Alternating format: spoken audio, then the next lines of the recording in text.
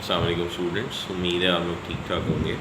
बेटा ये आज का जो लेक्चर है ये न्यूमेरिकल एनालिसिस के स्टूडेंट्स के लिए प्रेजेंट किया जा रहा है और मैंने आप लोगों को numerical analysis MSc maths part 1 को आलमोस्ट सारा सिलेबस क्लास में कवर करवा दिया था। ये कोई लास्ट जो आपके टॉपिक था रंगेज मेथड और आर के मेथड के बारे में, वो कुछ थोड़ा सा आप लोगों को एक्सप्लेनेशन उसकी देना बाकी थी, तो उस सिलसिले में मैं ये लेक्चर रिकॉर्ड कर रहा हूँ। सबसे पहले नंबर पे आप लोगों के जो मेथड्स हैं उनमें एक मेथड का नाम है रंगेज मेथड। हम उसकी बात कर लेते हैं। हम डिफरेंशियल इक्वेशंस को सॉल्व कर रहे हैं। हमारे पास फर्स्ट ऑर्डर डिफरेंशियल इक्वेशंस आती हैं जिनको हम न्यूमेरिकली सॉल्व करते हैं। तो उसमें हम लोगों ने जो टेक्निक्स पढ़ ली थी उसमें आइलर्स मेथड था, इम्प्रूव्ड आइलर्स मेथड था, उसके बाद मॉडिफाइड आइलर्स मेथड था। तो ये जो अब मैं आप लोगों के सामने मेथड जो प्रेजेंट कर रहा हूँ, उसके अलावा टेलर सीरीज़ मेथड भी मैंने आप लोगों को पढ़ाया था। तो अब ये रंगेज मेथड है जिसको आज मैं डिस्कस करने जा रहा हूँ। इसमें भी ऐसे ही होगा कि हमारे पास एक डिफरेंशियल इक्वेशन फर्स्ट ऑर्डर की आएगी जो आप लोगों का लेवल है उसके मुताबिक बता रहा हूँ, और साथ उसके एक बटा इनिशियल कंडीशन दी होगी, यानी एक इनिशियल वैल्यू प्रॉब्लम जो सी है उसको हमने सॉल्व करना है न्यूमेरिकली बाय रंगेज मेथड। तो सबसे पहले हम लोगों ने इस रंगेज मेथड के फॉर्मूले को देख लेते हैं। सबसे पहले हमने 4 केस की वैल्यूज़ फाइंड करनी है, K1, K2, K3, K4 के नाम से। अच्छा, ये डिफरेंशियल इक्वेशन है, ये साथ इनिशियल कंडीशन है, और जैसे आपको पता है कि हम लोग y1, y2, y3 etcetera find करते हैं न्यूमेरिकल मेथड्स को यूज़ करके। यहाँ भी कुछ ऐसे ही हमारे पास क्वेश्चन में दिया होगा। तो K1 जो आपने फाइंड करना है वो आपने फाइंड करना है इस फॉर्मूले से एज के साथ fx नॉट y नॉट, यानी आपने फंक्शन के अंदर जो आपकी इनिशियल वैल्यूज़ दी होंगी उसको आपने यूज़ करते हुए स्टेप साइज देख के जो आपके पास y1, y2 फाइंड करने के लिए आएगा उसके हिसाब से पहले K1 फाइंड करना है, फिर आपने K2 फाइंड करना है which is H multiply by F of x not plus H y not plus K1। अब इसका मतलब ये हुआ कि जो यहाँ आपने x की वैल्यू यूज़ करनी है वो तो x1 होगी, वो यहाँ से आपको पता लग जाएगी जो कंडीशंस दी होंगी। लेकिन इस y की वैल्यू के अंदर आपने y नॉट में K1 निकाला, जो पिछले स्टेप में निकाला होगा वो ऐड करना है। सिमिलरली K3 को भी आपने इसी तरह फाइंड करना है, h multiply by F x not plus H y not plus K2। तो आपने जो K2 फाइंड किया होगा फिर वो यहाँ यूज़ होगा, यानी ऐसे एक रिलेशन सा चल रहा है। और फिर लास्ट में आपने ध्यान में रखना है कि जैसे यहाँ 1h ऐड हुआ है, K1 और K2 ऐड हो रहा है, यहाँ आपने हाफ एडिंग करनी है, x not plus H by 2 और y not plus K1 by. यानी इसमें अपने ध्यान में रखिएगा K4 में भी K1 को यूज़ करना है, ना कि K3 को यूज़ करें।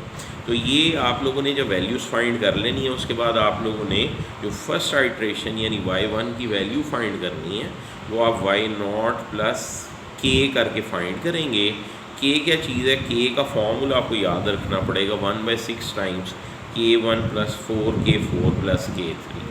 तो ये जो आपने केस की वैल्यूज़ फाइंड की हुई जस्ट यहाँ सब्स्टिट्यूट करनी है, आपने K1 को सब्स्टिट्यूट करना है, K4 को भी सब्स्टिट्यूट करना है और K3 को भी। यहाँ एक पॉइंट आप लोगों को बताता चलो कि जो MCQs पेपर में आते हैं उसमें ये MCQ अक्सर आ जाता है कि रंगेज मेथड में K की वैल्यू क्या है।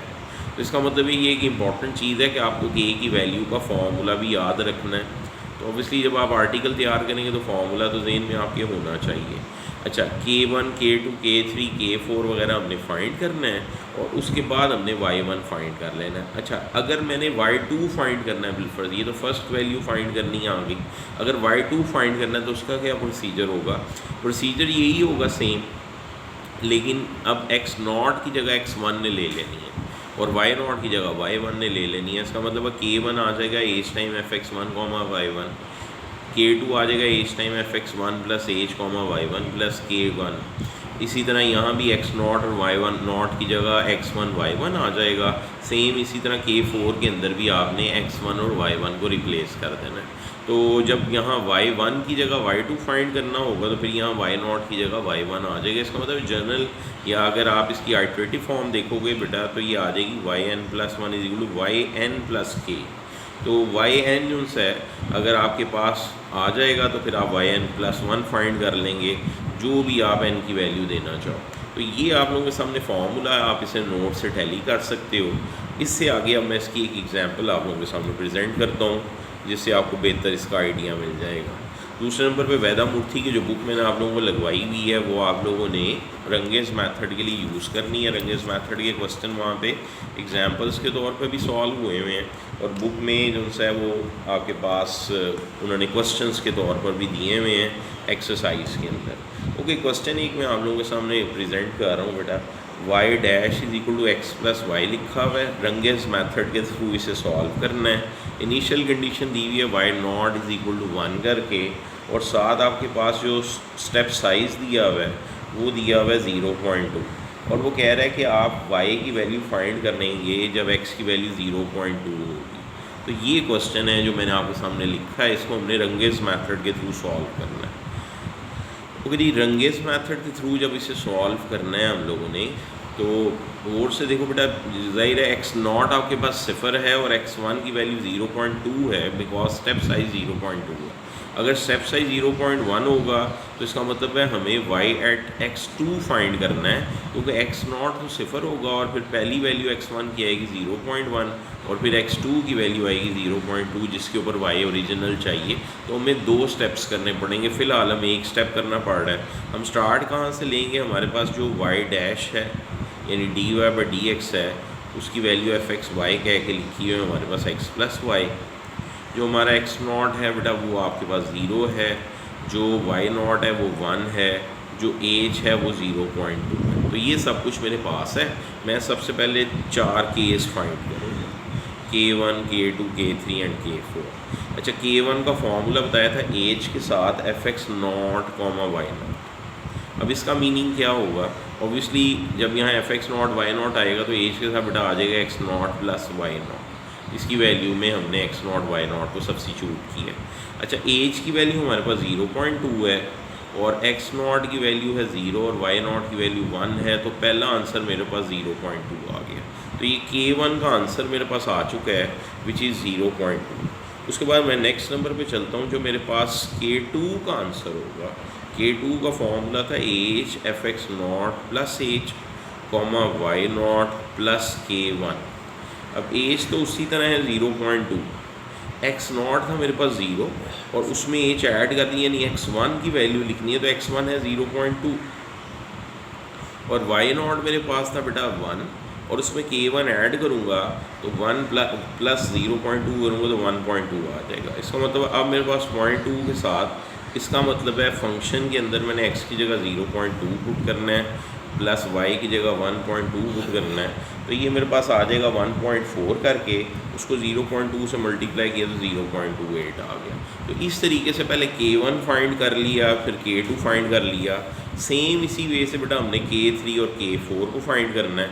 K3 की जो वैल्यू है वो फॉर्मूला था h into fx not plus h y not plus K2 करके, तो ये मैंने इसकी वैल्यू लिखी है। एज की जगह बेटा मेरे पास था 0.2, फंक्शन में x नॉट प्लस एज उसी तरह 0.2 करके आ जाएगा क्योंकि ये 0 था और स्टेप साइज जो है वो 0.2 है। y not plus K2, y not तो 1 है और जो आपके पास K2 आया हुआ था, K2 की वैल्यू आई थी 0.2, तो इसका मतलब ये होगा कि मेरे पास इसका आंसर आ जाएगा 1.28 और जब मैं फंक्शन के अंदर ये वैल्यू लगाऊंगा तो which is x plus y, लिहाजा ये वैल्यू ऐसे करके आ जाएगी। इसे ऐड करेंगे 1.48, 2 से मल्टीप्लाई करेंगे 0.296 आ जाएगा। सिमिलरली जो लास्ट वैल्यू है K4 की वो फाइंड करेंगे। K4 की वैल्यू भी फाइंड कर रहा हूँ। K4 में मैंने कहा था ध्यान रखना, K4 में एग्जैक्ट जो है फुल इंटरवल ऐड नहीं होगा या फुल स्टेप साइज ऐड नहीं होगा, x नॉट प्लस h/2 और y नॉट प्लस K1/2। तो ये थोड़ा सा डिफरेंस ये ज़रा ज़हन में रखिएगा। एज की जगह बेटा वैल्यू है 0.2, x नॉट आपके पास 0 है, एज स्टेप साइज था 2 पे डिवाइड किया तो ऑब्वियसली 0.1 आ जाएगा और कॉमा जो y नॉट था वो आपके पास था 1 और उसमें K1/2 आपने ऐड करना है विच इज़ 0.2/2, तो वो 0.1 है, इसका मतलब 1.1 लिखा हुआ है। तो 0.2 के साथ मेरे पास ये दोनों ऐड होंगी वैल्यूज़, ज़ाहिर है फंक्शन के अंदर पुट हो रहा है, तो ये ऐसे करके आ जाएगा विच इज़ 1.2। और जब उससे 0.2 से मल्टीप्लाई करेंगे तो ये 0.24 आ जाएगा। तो यूँ हम लोगों ने रंगेज मेथड के अंदर के सारी वैल्यूज़ को फाइंड कर लिया। अब हमने y1 फाइंड करना था which is y0 plus k, और k की बेटा वैल्यू थी 1/6 times k1 plus 4k4 plus k3, ये फार्मूला था। इसके अंदर जब आप वैल्यूज़ लगाओगे यहाँ 1 आएगा, 1/6 के साथ जो उसकी वैल्यूज़ थी 0.2, फिर 4 के साथ 0.24, फिर 0.296, ये सब आपने ऐड करनी है 6 से डिवाइड करके। जब 1 में ऐड करोगे तो आंसर 1.2667 करके आ जाएगा।